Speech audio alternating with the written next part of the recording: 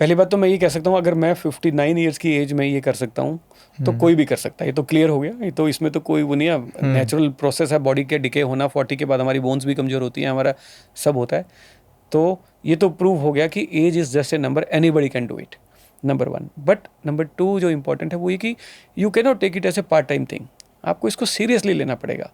Seriously लेने के लिए आपको कम से कम 1 साल की तो एक्सट्रीम तैयारी करनी पड़ेगी। और एक्सट्रीम तैयारी का मतलब इसमें क्या लगता है, अगर हम ध्यान से देखें तो 5-6 चीज़ें हैं।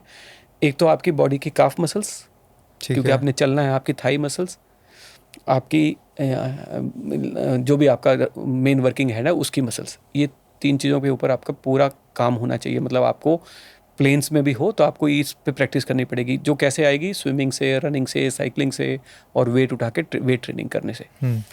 दूसरा, आपको इसके लिए बहुत ज़रूरी है कि आपके लंग्स बहुत ज़्यादा एक्सपैंड हो सकें और कॉन्ट्रैक्ट हो सके।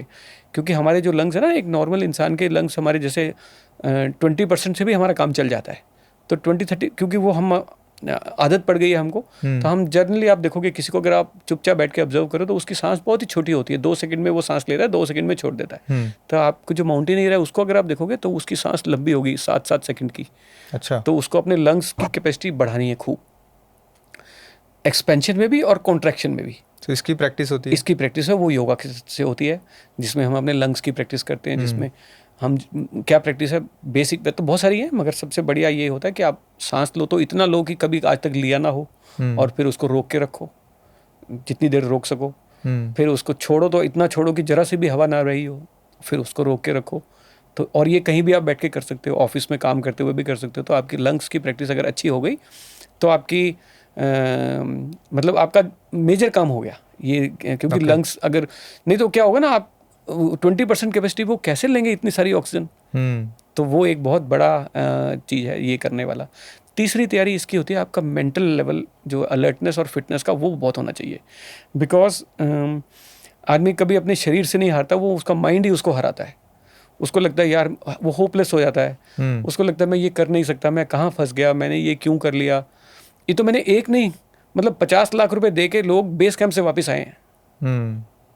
जो काम आप 50,000 रुपए में कर सकते थे, उसके लिए आपने 50 लाख रुपए दिया और आपने कहा मैं नहीं जाऊंगा आगे। तो मेंटली स्ट्रांग नहीं थे। तो आपको मेंटली सुपर स्ट्रांग होना पड़ेगा। तो मेंटल स्ट्रेंथ कैसे आएगी?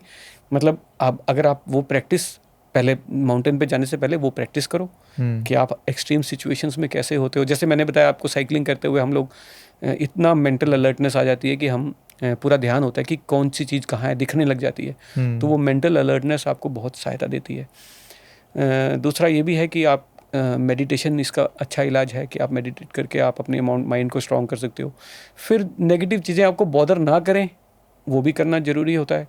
बहुत सारे लोग इसलिए नहीं कर पाते हैं बिकॉज वो अपनी एनर्जी को वेस्ट कर ही जा रहे होते हैं। और मैं तो ये बहुत देखता था वहाँ कि जब माउंटेन्स में जाते हैं वो बिना बात पे बोलते रहेंगे, आपस में बातचीत करते रहेंगे। कुछ लोग तो सिगरेट भी पीते हैं। एक तो लंग्स के ऊपर हमने फुल लोड लेना है और फिर वहाँ पे आप सिगरेट भी पी रहे हो। तो कुछ लोग ड्रग्स भी लेते हैं, कुछ लोग ड्रिंक भी लेते हैं। तो ये सब चीज़ों से अवॉइड करनी चाहिए आप। और साथ में अपना मेंटल लेवल जो है वो हर तरह की सिचुएशन में अपने आप को रीइंफोर्स कर सको कि ये कोई लाइफ का एंड नहीं होने वाला इससे। आप अगर चाहोगे तो ये आपको एक न्यू चैलेंज है, इसको ओवरटेक करो और इससे घबराना नहीं है। तो ये कहना बड़ा आसान है, बट ये प्रैक्टिस से ही आता है, ये आप ऐसे नहीं आता। हैविंग सेड दैट ऑल, ये सब कहने के बाद ऐसा नहीं कि मैं घबराता नहीं हूँ, मुझे भी मैं भी इंसान हूँ। मैं बताता रहा हूँ था कि जब 10 बजने की बात आ रही थी कि 10 बजे जाना, तो मेरी ऐसे दिल धड़क रहा था कि पता नहीं क्या होने वाला है। तो चाहे हम कितना भी कहें, मेंटल अलर्टनेस या मेंटल लेवल की फिटनेस जो है वो इम्प्रूवमेंट की गुंजाइश मुझ में भी है, अभी मुझे भी और करनी है। तो ये चाहिए। और लास्टली फैमिली की सपोर्ट चाहिए, क्योंकि उसके बिना नहीं हो सकता।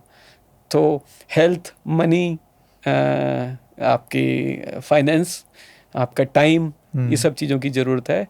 अगर ये सब चीज़ें कोई मैनेज कर सकता है तो माउंटेनियरिंग वो ज़रूर करेगा। और वो एवरेस्ट तो क्या, इससे भी डिफ़िकल्ट चीज़ें हैं। एवरेस्ट तो मैंने बताया ना डिफ़िकल्ट नहीं है, एवरेस्ट का सिर्फ हाइट है सबसे ज़्यादा।